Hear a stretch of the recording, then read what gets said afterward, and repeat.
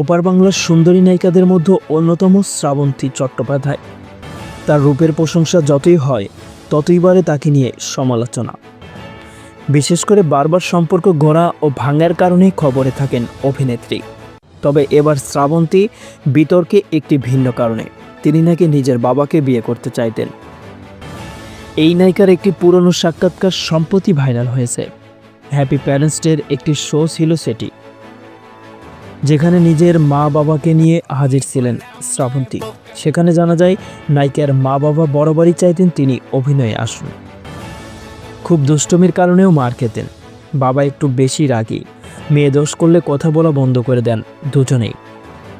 এসবের মাঝেই শ্রাবন্তী তার বাবা থিয়েটারে অভিনয় করতেন, যাকে বলে হ্যান্ডসাম হাল্ক। ছোটবেলায় নাকি বলতেন বড় হয়ে বাবাকেই বিয়ে করবেন। তাতে বাবা বলতেন আচ্ছা ঠিক আছে, আগে বড় তো হও। অভিনেত্রী পুরনো এই ভিডিও প্রকাশ আসতেই শুরু হয় বিতর্ক, যাকে বলে নেটপাড়া এক হাত নেন অভিনেত্রীকে।